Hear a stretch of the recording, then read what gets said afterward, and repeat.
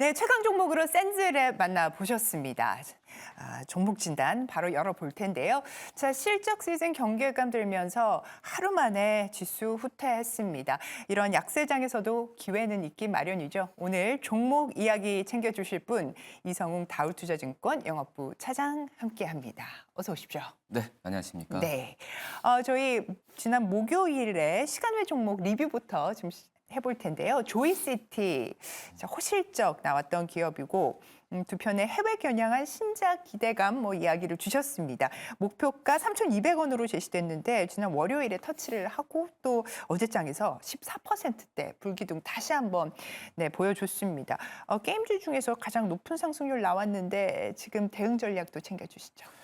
우선 조이시티 4분기 실적이 굉장히 좀 좋아지면서 시간으로 저희가 좀 소개를 좀 시켜줬는데, 근데 저는 이제 그 게임주들 같은 경우가 물론 이제 실적도 그렇고 이 게임이 나왔을 때의 그런 흥행 여부도 중요하지만 신작 게임이 좀 차질 없이 출시되는 거, 이 부분도 저는 이 게임주들의 어떤 그 주가가 좀 반응하는 부분이 역사적으로 봤을 때도 좀 컸었거든요. 근데 뭐 조이시티 같은 경우에 지금 이제 실적에 대한 부분도 좋게 나오는 상황인데 이 스타시드죠. 이 컴퓨터스와 같이 퍼블리싱 계약을 체결했는데 오늘 이제 쇼케이스를 좀 열거든요. 뭐 그런 점에서 봤을 때 이 신작 게임에 대한 출시가 차질 없이 나온다는 점에서 봤을 때 조이시티의 어제의 상승력은 이 뭐 실적도 실적이지만은 이 신작 게임이 나온다라는 이슈 자체로 지금 올랐다고 좀 생각이 좀 되고 있고요. 특히 이제 뭐 스타시드 이쪽에서는 이 조이시티가 어떻게 보면은 비용이나 이런 부분이 많이 안 들어가거든요. 뭐 그러기 때문에 이 실적에 대한 부분이 잘 흥행이 됐을 때는 차질 없이 작년 4분기에 이어서도 올해 상반기 때는 잘 잡히지 않을까. 그리고 이제 디즈니 쪽에서의 IP에 대한 부분도 플러스 알파로 계속 된다고 한다면은 작년 4분기 호실적을 분기마다도 계속 이어갈 가능성이 굉장히 좀 높지 않을까라고 좀 판단이 되고 있습니다. 만약 신규 진입 관점에서는 쇼케이스 반응을 좀 보고 하는 게 나을까요? 그러긴 하겠죠. 어떻게 보면은 이제 이벤트라는 부분에 있어서 주가가 좀 반응하는 부분도 있기 때문에. 근데 기존의 이제 보유자 관점에서는 등락폭이 나오더라도 저는 좀 계속 꾸준하게 좀 보유를 유지하셨는 게 낫지 않을까라고 생각이 됩니다. 네, 홀드 관점 조이시티의 말씀을 주셨습니다. 어제장 시간외에서 강하게 움직였던 종목들 특징주로 정리해 보겠습니다. 네, 시간의 특징주 알아보겠습니다. 먼저 이수 그룹주들이 상승했는데요.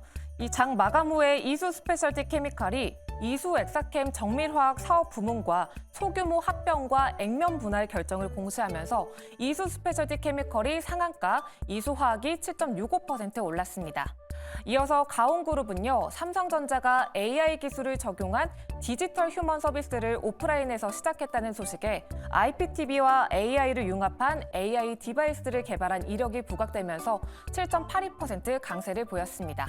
또 반도체주도 올랐는데요.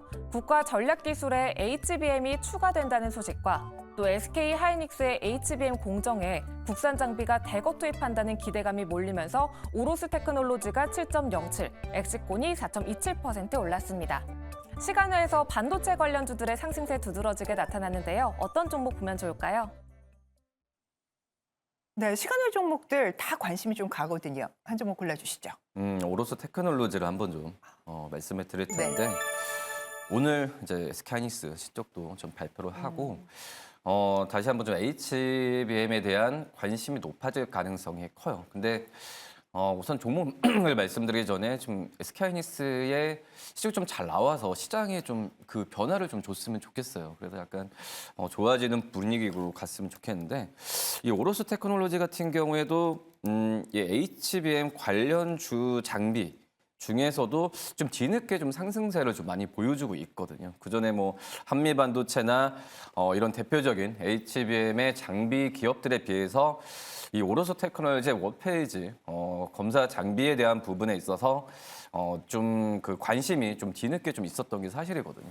근데 결국은 이 고성능 반도체로 갈수록 웨이퍼 두께는 얇아질 수밖에 없기 때문에 이런 휨이나 그리고 이런 미세 공정에 대한 검사 장비에 대한 수요 부분은 계속 늘어날 가능성이 클 가능성이 좀 있거든요. 그렇기 때문에 지금 HBM 뭐 검사 장비 쪽에서 슬림하는 것보다도 이런 오로스 테크놀로지처럼 이 가능성, 그러니까 기술력만 있다고 한다면은 결국에는 이제 실적에 대한 기대감이 굉장히 커질 가능성이 있다라고 좀 생각이 되고 있거든요. 그렇기 때문에 오로스 테크놀로지 같은 경우에도 그 전에 적자였던 부분이 흑자로 전환되는 부분이 눈에 빠르게 지금 포착이 많이 되고 있는 상황이기 때문에 이 오로스 테크놀로지 특히 이제 뭐 SK하이닉스와 또 삼성전자 또 중국 쪽에서 반도체 기업 같은 굵직한 기업들을 그 전부터 계속 고객사로 가지고 있었기 때문에 오로스 테크놀로지 어제도 상승세가 뭐 이런 SK하이닉스의 실적 영향 또 이제 전반 기업들의 이 투자에 대한 얘기 때문에 좀 올랐지만은 저는 실적주로서 이 오로스 테크놀로지를 계속 관심을 가져야 되는 게 맞지 않을까라고 좀 생각이 됩니다. 네, 오늘장의 투심을 정말 결정할 좌우할 SK 하이닉스 실적이 오전 중에 나오는 만큼 HBM 관련주 오늘 시장에서 부각될 가능성이 높다 말씀을 주셨습니다. 오로스 테크놀로지 확인을 했는데요. 자, 그러면 가격 전략도 바로 보죠. 우선 뭐 가격 전략 보기 전에 잠깐 재무제표를 본다고 한다면 예. 지금 3분기 때, 그러니까 그 전에 작년 1분기, 2분기 때 영업이익 순이익 적자였다가 3분기 때 흑자로 돌아섰거든요. 뭐 이런 부분은 그대로 이제 그 고성능 이 반도체 되면서 이 장비에 대한 부분이 그대로 수요로 지금 연결이 되고 있기 때문에 저는 이 실적주로서 오로스 테크놀로지가 잘 반영을 하고 있다. 그러니까 시간으로 뭐 HBM과 관련된 어떤 뭐 테마성 이런 게 아니라 실적주로서 잘 가고 있다고 판단되고 있고요. 그리고 어제 신고가를 썼다고 하더라도 이런 실적주들은 신고가를 쓰면은 어떤 매수 신호라고 생각이 되고 있어요. 네. 그렇기 때문에 부담 갖지 말고 한번 좀 더 매수 관점을 한번 생각해봐도 괜찮지 않을까라고 판단되고 있고요.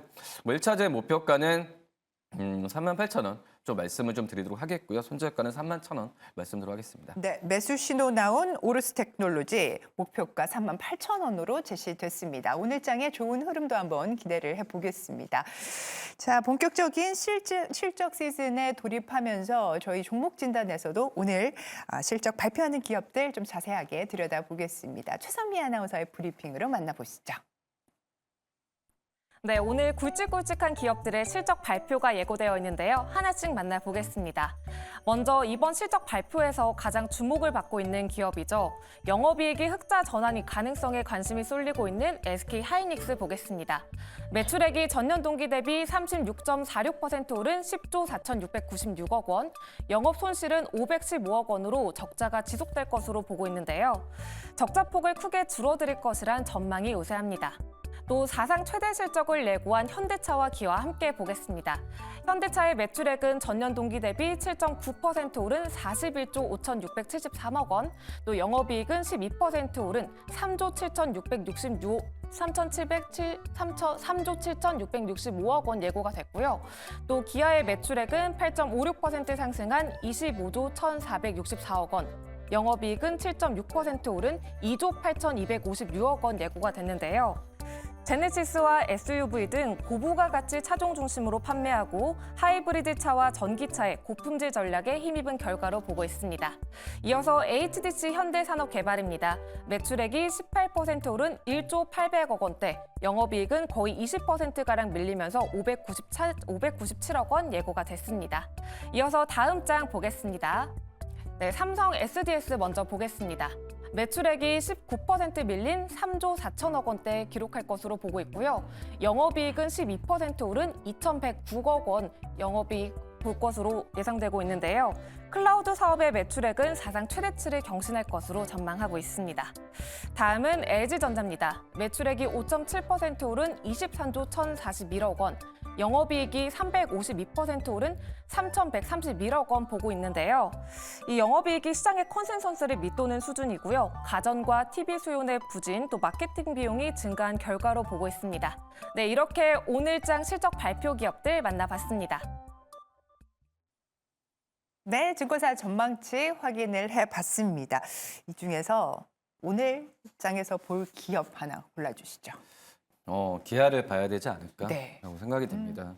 우선 1월 달부터 안 좋았어요. 자동차 업종이. 그렇기 때문에 앞서 말씀드린 SK하이닉스처럼 이 기아와 현대차의 실적 발표를 계기로 자동차 업종도 좀 이제 반등에 대한 부분을 이제 모색을 해야 했으면 좋겠다라고 좀 생각이 되고 있고요.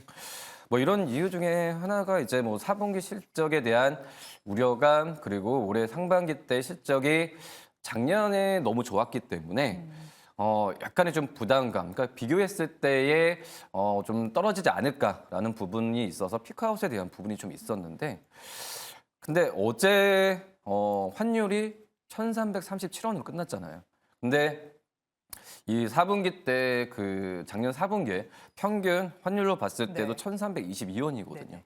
그렇기 때문에 환율이 떨어지면서 작년 4분기 실적에 대한 우려감이 이제 올해 상반기까지 이어졌는데, 지금 환율 추이로 본다고 했을 때는 이 미국에서도 뭐 금리 인하에 대한 부분 같은 경우가 지금 답보 상태이기 때문에 환율이 크게 좀 떨어지는 확률은 좀 제한적으로 갈 가능성이 있다고 생각이 네. 되고 있거든요.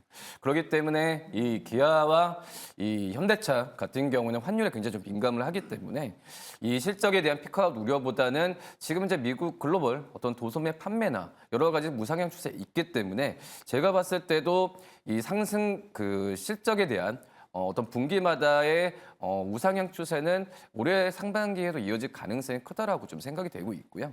뭐 그렇기 때문에 이 기아가 1월 달부터 주가가 좀 많이 좀 떨어졌잖아요. 그렇기 때문에 지금 매수 관점으로 충분히 접근해도 괜찮지 않을까라고 좀 생각이 되고 있고, 그리고 이제 중요한 부분이 이 전기차 그리고 하이브리드 같은 친환경차에 대한 이 매출에서의 비중이 많이 높아지고 있는 상황이거든요. 뭐 그렇기 때문에 아직까지는 올해 미국 트럼프 대통령 당선이나 여러 가지 이 친환경 에너지 쪽에서의 악재 비슷한 부분이 이 전기차도 뭐 있다라고 좀 판단되고 있는데, 저는 그것보다도 이 포트폴리오, 그러니까 제품 믹스가 다양화되는 그런 시점으로 갔을 때 이 기아는 결국은 중장기로 봤을 때는 상향에 대한 전망이 더욱더 우세하는 게 맞다라고 좀 생각이 되고 있고요. 네.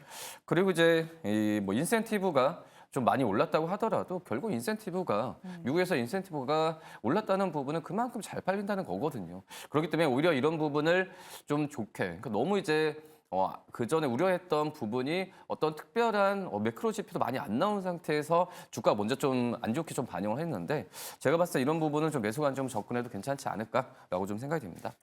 네, 증권가에서는 재고 걱정은 조금 하고 있는 것 같아요. 대기 수요 소진했다라고 하는 부분. 하지만 3월 그 주총 이전까지는 배당 매력은 있어서 하방은 좀 단단할 것이다. 이런 리포트들도 좀 읽어서 말씀을 드렸고요. 자, 가격 전략도 확인해 보겠습니다. 증권사들 안 내려요. 지금 목표 주가를 거의 안 내리고 네. 지금은 그래도 11만 원 이상까지는 꾸준하게 유지를 하고 있기 때문에 오히려 주가 수준이 떨어졌을 때는 저는 매수 관점으로 들어가는 게 맞지 않을까라고 좀 생각이 되고 있고요. 뭐 1차적인 목표가 95,000원을 말씀을 드리지만 돌파했을 때는 전 추가적 매수 관점도 괜찮지 않을까. 그리고 이 손절가는 8만 원 말씀드리도록 하겠습니다. 네, 좋습니다. 기아 목표 주가는 95,000원으로 제시가 됐습니다. 자, 오늘 차장님이 심혈을 기울여서 골라오신 오늘의 공약주 확인합니다. 아이패밀 SC 좀 말씀드릴 텐데, 이 아이패밀 SC도 어떤 인디 브랜드 쪽에서의 화장품을 만드는 기업이거든요. 뭐 어제 같은 경우에도 이 지금 이제 실적에 대한 기대감, 또 이제 일본 쪽에서의 진출에 대한 뭐 기대감이 지금 큰 상황인데, 근데 이런 그 중소형 인디 화장품 쪽이 뭐 중요한 부분이 어떤 대형 쪽에서의 그 어떤 채널을 통해서 가는 것보다도 뭐 올리브영이나, 그리고 또 이슈가 됐던 게 이제 일본 편의점에서도 판매를 이제 하는 쪽으로 가고 있기 때문에, 물론 이제 아이패밀리 SC의 리콜로 저도 안 써봤긴 했는데 로맨인가요? 네, 맞습니다. 이거에 대한 부분이 우리나라에서 브랜드 인지도가 있는 상태에서 일본 쪽에서도 지금 10대 어떤 설문조사를 했는데 선호도가 굉장히 지금 1, 2위를 다투고 있거든요. 이런 부분이 지금 뭐 편의점이나 어떤 그 소매 쪽에서의 판매 부분이 원활하게 이루어진다고 한다면 아이패밀리 SC의 이 실적에 대한 기대감은 계속 가져가도 저는 괜찮지 않을까. 그렇기 때문에 뭐 어제 뭐 많이 올랐다고 하더라도 다시 한번 좀 주가가 릴레이트하는 과정이지 않을까라고 좀 판단이 됩니다. 네, 글로벌 MG 감성을 저격하고 있는 패밀리 SC 제품 참 좋거든요. 그래서 이 부분에 대해서는 정말 많은 써보신 분들은 아마 공감을 하실 것 같습니다. 자, 그러면 가격 접근은 어떻게 좀 해볼까요? 어제 많이 올랐다고 하더라도 우선 주가 수준 같은 경우에도 지금 20배 이하예요. 이 화장품 인디 브랜드 쪽에서의 PER을 봤을 때도 저는 충분히 아직까지 올라갈 여력이 충분히 남아있다라고 좀 생각이 되고 있고요. 그렇기 때문에 아이패밀리 SC도 이 신고가를 기록한 점이 매수 신호로 한번 좀 받아들이고 어제 종가에서 매수 관점으로 들어가도 괜찮지 않을까라고 좀 생각이 되고 있고요. 1차적인 목표가는 35,000원 좀 말씀을 좀 드리도록 하겠고 손절가는 29,000원 말씀드리도록 하겠습니다. 네, 아이패밀리 SC 목표가 35,000원으로 제시가 됐습니다. 네, 오늘 이렇게 또 종목 꼼꼼하게 챙겨주셔서 대단히 감사드리고요. 저희는 다음 주에 다시 뵙겠습니다. 오늘 말씀 대단히 감사합니다. 네, 감사합니다.